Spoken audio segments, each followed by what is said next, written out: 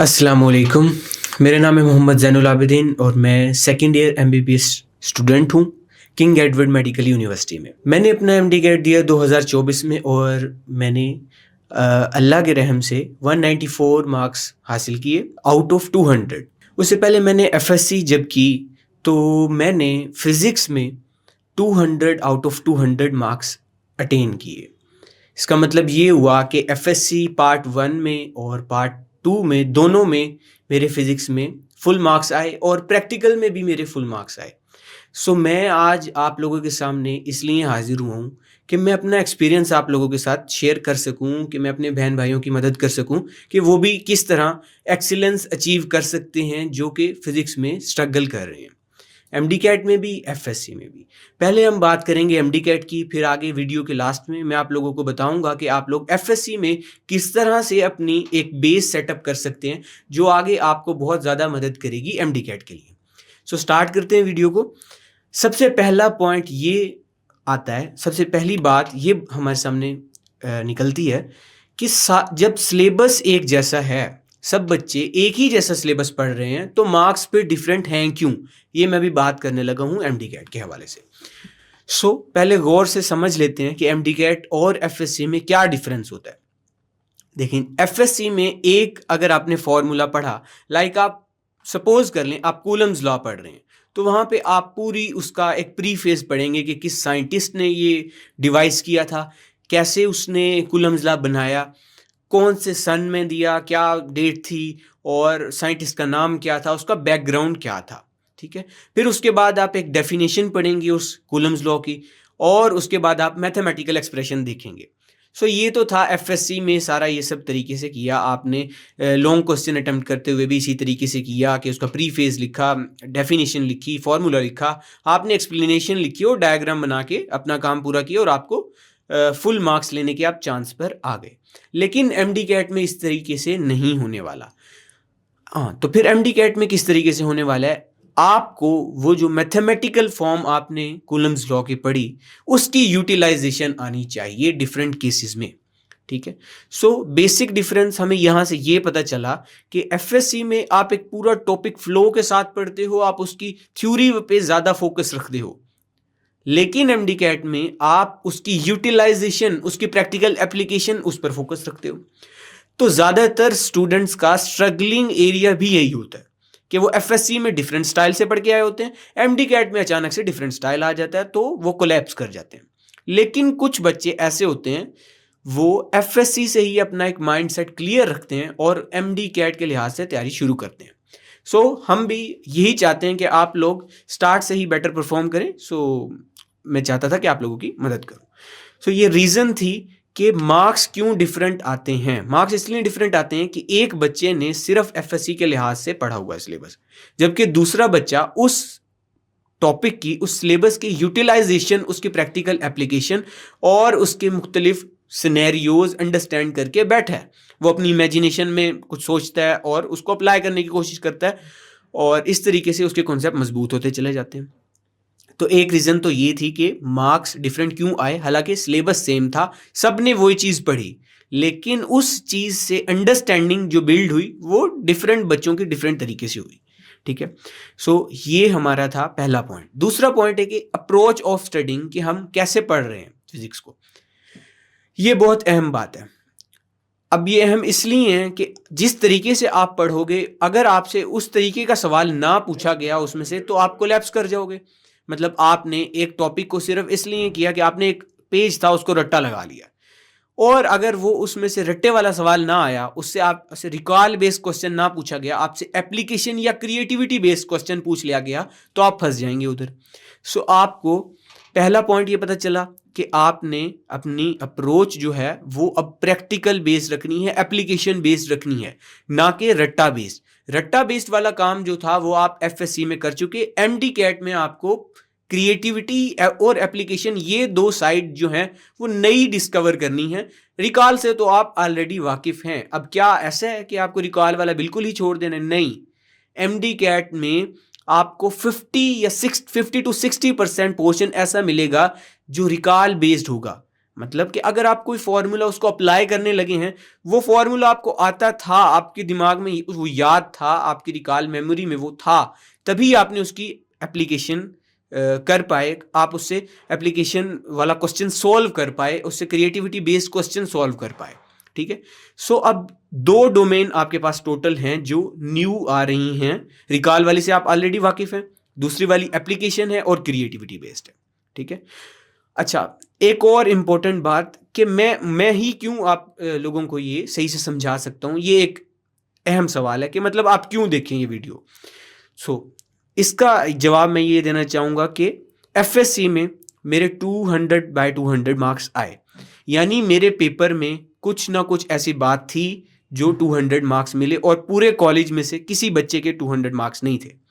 Second बात, MD cat में physics में मेरा एक भी एमसीक्यूज गलत नहीं हुआ, और जो भी एकेडमीज के टेस्ट होते थे जहाँ से मैंने तैयारी की, वहाँ पर भी हमेशा से मेरे ही फिजिक्स में सबसे ज़्यादा मार्क्स आते थे। कभी कभार तो ऐसा होता था कि किसी क्वेश्चन में अगर टीचर भी फंस गया ना, तो वो मशवरे से हम कर लिया करते थे। ऐसा क्यों हुआ? ऐसा इसलिए हुआ कि मैंने स्टार्ट से ही एफएससी में ही अपनी बेसिक्स जो है वो मजबूत रखी। देखिए, कोई भी हम अगर बिल्डिंग बना रहे हैं ना, अगर उसकी बेस मजबूत है तो ही फिर बिल्डिंग जो है वो ज़्यादा ऊंची और मजबूत बनेगी। अगर हमारी बेस ही कमज़ोर है तो आप जितनी मर्जी उसके जो है कोशिश कर लें, उसके अंदर उतनी स्टेबिलिटी आ ही नहीं सकती।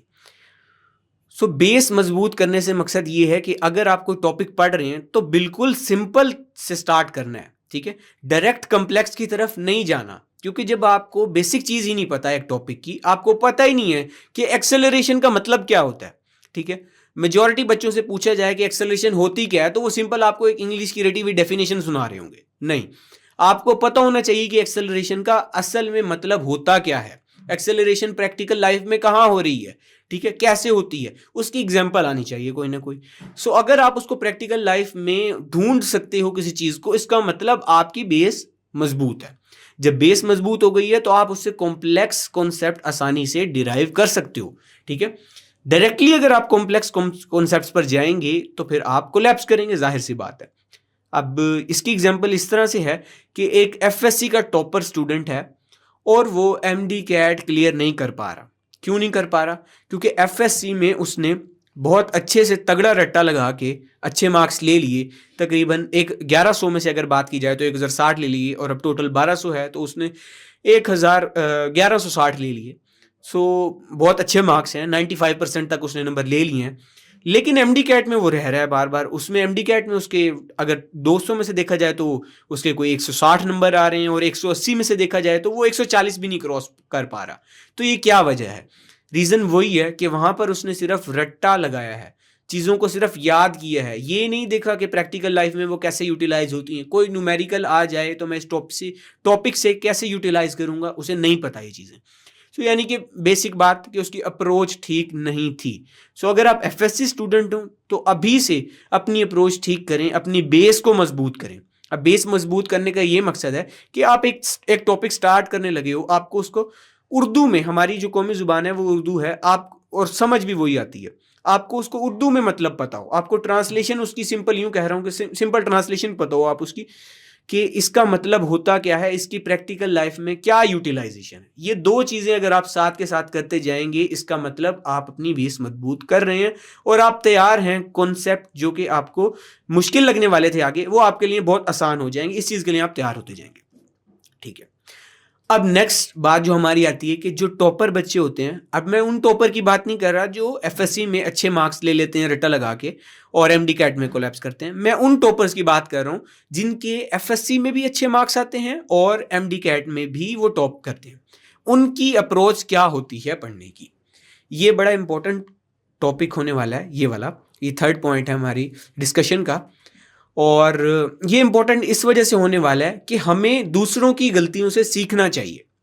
अब कोई एक बंदा है जो 3 दफ़ा अटेम्प्ट दे चुका है एमडी कैट की, वो क्या गलतियां कर रहा था जो उसको नहीं करनी चाहिए थी, उसको 3 अटेम्प्ट देने के बाद जाकर पता चला है कि वो क्या क्या गलतियां कर रहा था, कहाँ लैग कर रहा था, क्या वो फोकस नहीं सही कर पा रहा था, या वो पढ़ नहीं सही रहा था, या वो अपना 100% दे रहा था लेकिन स्टिल फेल हो रहा था।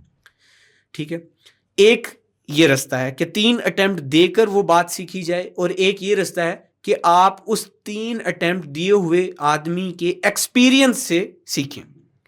सो मैंने पर्सनली खुद 600 बच्चों को तकरीबन एमडी कैट पढ़ाया है, जिनमें से बहुत से बच्चे मेडिकल कॉलेजेस में अभी एडमिशन सिक्योर करके बैठे हैं, and they are thankful to me and I am thankful to अल्लाह।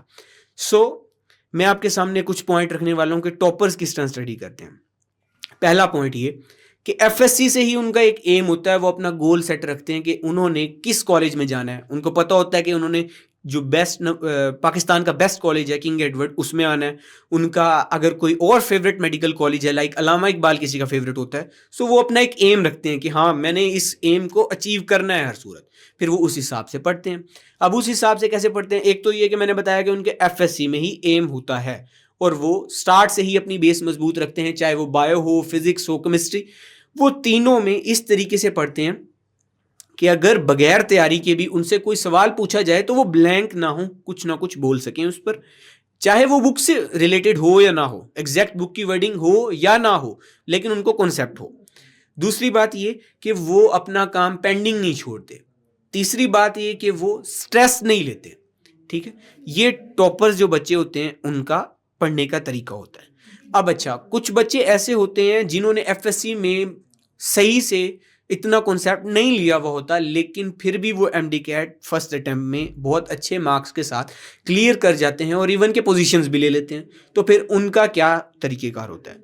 अब उनका ये तरीक़ेकार होता है कि एक बच्चा जिसने एफएससी का टाइम गुजार लिया, उसे ये सब बातें बाद में पता चल रही हैं कि मैंने एफएससी में ये चीज़ें कवर करनी थी जो कि मैं छोड़ के बैठा हूँ, और अब टाइम आ चुका है मेरी फाइनल टेस्ट का, और अब क्लियर तो करना है, अच्छे मार्क्स तो लेने हैं। तो उसे ये चाहिए, वो किस तरह करता है, वो इस तरह करता है कि वो जो उसके एमडी कैट एकेडमी के टीचर्स होते हैं उनके पीछे पड़ता है, उनसे रिक्वेस्ट लेता है, उनसे एक्स्ट्रा टाइम लेता है। जो उसको क्वेश्चन समझ नहीं आते वो फॉरेन क्लास में ही उनको क्लियर करता है। हमारी जो कम्युनिटी है, ये जो हमारे स्कूल्स कॉलेजेस हैं या कोई एकेडमीज़ हैं जो एमडी कैट की तैयारी करवा रही हैं, उनमें जो 70 to 80% बच्चे ऐसे होते हैं जिनको जो टीचर टॉपिक पढ़ा रहे हैं उनको वो टॉपिक समझ नहीं आया, उनके दिमाग में बहुत से सवालात हैं लेकिन वो सवाल नहीं पूछेंगे। 70 to 80% बच्चा ऐसा है, वो क्वेश्चन करेगा ही नहीं। क्वेश्चन वो बच्चे करेंगे, एक तो वो बच्चे जो टॉपर हैं, दूसरे वो बच्चे मतलब जिनको सवाल पूछने का शौक होता है, आदत होती है, वो करेंगे। 70 to 80% बच्चा ऐसा होता है जो डरता है सवाल पूछने से कि मैंने सवाल पूछा तो शायद दोस्त हंस पड़ेंगे या टीचर कहेंगे कि ये तो पीछे पड़ गया, सवाल करता रहता है। सो ऐसी सोच नहीं रखनी। आपको अगर कोई चीज़ समझ नहीं आ रही, आपने साथ के साथ ही अपने टीचर से कंसल्ट करना है। ठीक है, टॉपर्स का एक तरीका ये होता है, वो इस तरीके से करते हैं। दूसरी बात ये कि उनको अगर एक चीज़ समझ आ गई, उसके बाद वो घर जाके उसको पढ़ेंगे, उसको अपने दिमाग में रिवाइज करते रहेंगे या किसी दोस्त को समझाएंगे वो चीज़। जब आप किसी और को वो चीज़ समझाते हो तो वो आपकी लॉन्ग टर्म मेमोरी में चीज़ स्टोर हो जाती है, फिर वो आपको कभी नहीं भूलती। तीसरी बात जो मैंने क्वेश्चन वाली बात की, वो अपने किसी टीचर से क्वेश्चन कर रहे हैं और वो अपने टीचर के आंसर से भी सेटिस्फाइड नहीं है, तो वो जाकर गूगल पर सर्च करेंगे, यूट्यूब पर कोई वीडियोज़ वगैरह देख लेंगे ताकि उनकी वो कन्फ्यूजन क्लियर हो। लेकिन जब तक कन्फ्यूजन क्लियर नहीं होगी वो सुकून से नहीं बैठेंगे। तो एक तो ये होता है उनका तरीक़ेकार। दूसरा मैंने बताया कि वो अपना सिलेबस टाइमली और रेगुलरली कवर करते रहेंगे। तीसरा, कोई किसी फजूल एक्टिविटीज़ में इन्वॉल्व नहीं होंगे, सिर्फ उनका मकसद यही होगा कि हमने पढ़ना है और अपना टेस्ट क्लियर करना है। जो एमडी कैट का स्टूडेंट है उसको तो दूसरी जो सर्कुलर एक्टिविटीज़ होती हैं, एक्स्ट्रा सर्कुलर एक्टिविटीज़, उसमें भी पार्टिसिपेट नहीं करना चाहिए क्योंकि टाइम बहुत शॉर्ट होता है। उसको अपने ही एम पर फोकस रखना चाहिए क्योंकि उसके बाद फिर आसानी है, उसके बाद बंदा ये सब चीज़ें कर सकता है। अच्छा, अब एक और बात कि फार्मूलाज जो फिजिक्स में लिखे होते हैं, ज़्यादातर फिजिक्स में यही गेम है ना, फार्मूलाज की और कैलकुलेशंस की, न्यूमेरिकल्स की। फार्मूलाज सबको पता हैं। लाइक मैं एक एग्जांपल देता हूँ कि कूलम्स लॉ की ही एग्जांपल ले लेते हैं ना, इलेक्ट्रोस्टैटिक्स में वही सबसे पहला फार्मूला आप पढ़ते हो। F is equals to k q one q two divided by r square. ये फॉर्मूला सबको ही तकरीबन याद होता है और सबको ही पता होता है कि एफ क्या है, के क्या है और बाकी सब चीज़ें क्या क्या हैं इस फॉर्मूला में। लेकिन स्टिल जब क्वेश्चन आता है तो आप लोग फंस क्यों जाते हैं? मेजॉरिटी ऑफ द बच्चा उसको आंसर करने में नाकाम हो जाता है। रीजन कि उसने सिर्फ फॉर्मूले का रट्टा लगा लिया कि भाई फोर्स का फार्मूला ये होता है। अगर उसे सीधे सीधे चार्जेस दे दिए जाएं और वो के की वैल्यू बता दी जाए, आर बता दिया जाए, तो वो तो सॉल्व कर लेगा। लेकिन अगर थोड़ा सा ही क्वेश्चन में ट्विस्ट दिया जाए कि रेडियस का रिलेशन, डिस्टेंस का रिलेशन पूछ लिया जाए, चार्जेस को डबल कर दिया जाए या कोई मीडियम इंट्रोड्यूस कर दिया जाए, तो वो वहां पे फेल हो जाता है बच्चा। ठीक है, और जिस बच्चे ने ये समझ के पढ़ा होता है वो वहां से निकल जाता है। सो फॉर्मूला सबको पता होते हैं, आपने क्या करना है, उस फॉर्मूला की क्या यूटिलाइजेशन है उसको देखना है। मतलब एक फॉर्मूला आप पढ़ रहे हो तो एटलीस्ट उससे रिलेटेड 3 से 4 different types of question solve करें। डिफरेंट टाइप ऑफ क्वेश्चन मतलब कैसे? अब एक फॉर्मूला जिस तरह कूलम लॉ है, इससे डिफरेंट टाइप ऑफ क्वेश्चन कैसे बन सकते हैं? ऐसे बन सकते हैं कि पहला तो इफेक्ट ऑफ मीडियम देखो इसका, दूसरा चार्जेस का फोर्स के साथ रिलेशन देखो, डिस्टेंस का रिलेशन देखो, इसका इस फॉर्मूला में जो चीजें इन्वॉल्व हैं उन सबके यूनिट्स और उनकी डायमेंशंस ये आपको पता होनी चाहिए। सो एक फॉर्मूला को जज करने के 5-6 तरीके हो सकते हैं जो कि MDCAT में पूछे जाते हैं। आप पास्ट पेपर का जब एनालिसिस करते हैं हम लोग तो उसमें देखते हैं आपसे फॉर्मूला में से ज़्यादा से ज़्यादा यही रिलेशन पूछे जाते हैं, आपसे कोई यूनिट पूछा जाता है या डायमेंशन पूछ ली जाती है। ठीक है, ठीक है, तो ये बात होगी कि टॉपर्स किस तरह से लेके चलते हैं चीज़ों को। अब एक और इम्पोर्टेंट बात जो कि एनालिसिस है जब आप पेपर अटेम्प्ट कर रहे हो MDCAT का। अब MDCAT का ना कुछ सालों से, 1-2 साल से, रिसेंट ईयर से टेस्ट आसान आ रहा है कंपैरेटिवली जो प्रीवियस ईयर्स हैं। आप पास्ट पेपर सॉल्व करके देख लें, आपको खुद अंदाजा होगा कि कौन से ईयर में आसान आए हैं क्वेश्चन। अच्छा, तो मैं क्या कह रहा हूं कि आसान क्वेश्चन आने से एक तो ये हो रहा है कि मेरिट ज़्यादा हो रहा है, दूसरी बात ये है कि पेपर आसान है लेकिन स्टिल जो पढ़ने वाले बच्चे हैं वो गलत कर रहे हैं। रीज़न प्रेशर, कि वहां पर प्रेशर हैंडलिंग नहीं हो पा रही। प्रेशर हैंडलिंग क्यों नहीं हो पा रही? कि वो आसान आसान से क्वेश्चन भी बच्चे गलत कर रहे हैं। एक क्वेश्चन आया कि सबसे ज़्यादा एनर्जी कौन सा वो सोर्स है जिससे सबसे ज़्यादा एनर्जी मिल रही है? ऑप्शन है सन या मून, बाकी तो जियोथर्मल वगैरह। तो सब बच्चों को पता है, सबको पता है कि मेजर सोर्स ऑफ एनर्जी हमारे पास सन है तो सन होना चाहिए। लेकिन हमारे पढ़ने वाले बच्चों ने भी इनमें से मिस्टेक की हैं और बच्चे करते हैं। रीज़न क्या? उनको नहीं पता था? पता था उनको, लेकिन उस डे का और उस टेस्ट का प्रेशर ही इतना होता है कि उसको हैंडल करना मुश्किल होता है। सो उसका क्या सोल्यूशन है हमारे पास? सोल्यूशन ये है कि आप same pressure, similar type of pressure आप पहले ही हैंडल कर चुके हो। अब वो कैसे होगा? आप किसी ऐसे इन्वायरमेंट में टेस्ट अटेम्प्ट करें जहां पर आपको pressure, similar type of pressure, time management, ये चीज़ें सिखाई जा रही हों।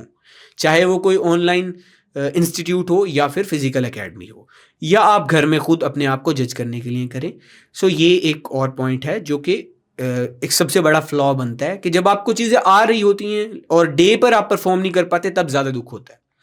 अच्छा, एक और नर्व्स को कंट्रोल करने की एग्जांपल मैं देना चाहूँगा।